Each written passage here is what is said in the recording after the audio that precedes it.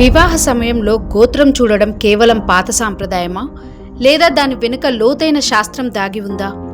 ఈ రోజుల్లో చాలామంది దీన్ని అంధవిశ్వాసంగా తీసుకుంటున్నారు. కానీ నిజానికి గోత్ర వ్యవస్థ అనేది ప్రపంచంలోనే మొదటి జెనెటిక్ డేటాబేస్ లాంటి సామాజిక నిర్మాణమని చెప్పొచ్చు.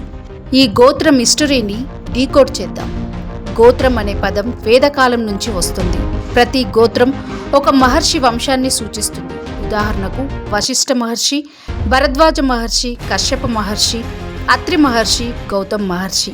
ఈ మహర్షుల నుంచి పితృవంశంగా వచ్చే వారందరూ ఒకే గోత్రానికి చెందినవారని భావించబడతారు. అంటే గోత్రం అనేది ఒక రకంగా పితృవంశవృక్ష గుర్తింపు వ్యవస్థ అన్నమాట.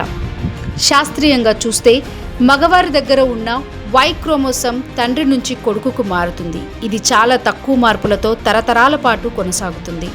అదే వంశానికి చెందిన మగవారిలో వై క్రోమోసోమ్ ఎక్కువగా సారూప్యత చూపుతుంది. ప్రాచీన ఋషులు మైక్రోస్కోప్ లేకుండా కూడా ఒక గొప్ప సామాజిక నియమం పెట్టారు.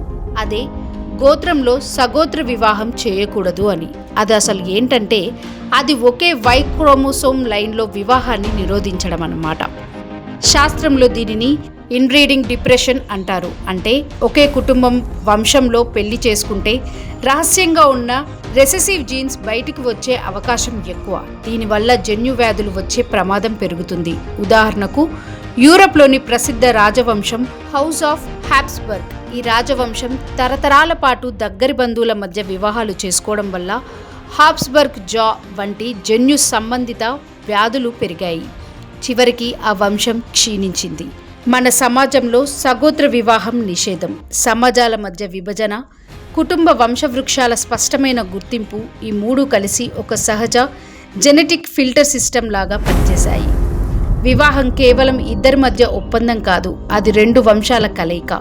గోత్రం చూసి వివాహం చేయడం ద్వారా జన్యు వైవిధ్యం పెరిగింది, రహస్యవాదుల ప్రమాదం తగ్గింది, తరతరాల ఆరోగ్యం మెరుగైంది. మైక్రోస్కోప్ లేకుండా, డిఎన్ఏ పరీక్షలు లేకుండా, ల్యాబ్స్ లేకుండా ఈ నియమాలు ఎలా వచ్చాయి? ఋషులు ప్రకృతి పరిశీలన ద్వారా తరతరాల అనుభవంతో ఈ నియమాలను రూపొందించారు.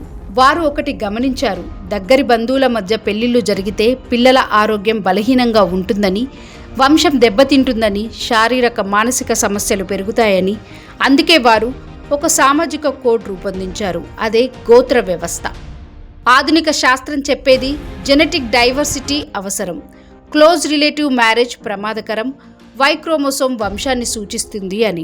వేదకాల సమాజం చేసింది కూడా సగోత్ర వివాహం నిషేధం, వంశ గుర్తింపు వ్యవస్థ, తరతరాల ఆరోగ్య సంరక్షణ.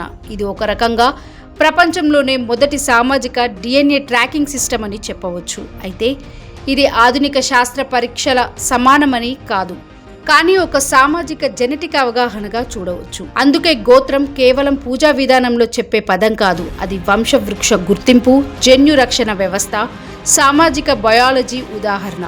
మోడర్న్ జనరేషన్ దీన్ని అంధవిశ్వాసం అనవచ్చు, కానీ లోతుగా చూస్తే ఇది ప్రకృతి నియమాలకు అనుగుణంగా రూపుదిద్దుకున్న ఒక శాస్త్రీయ సామాజిక వ్యవస్థ. లేటెస్ట్ న్యూస్ అప్డేట్స్ కోసం డిస్క్రిప్షన్లో ఉన్న న్యూస్ ఆన్ ఫేస్ వాట్సాప్ ఛానల్ని ఫాలో అవ్వండి.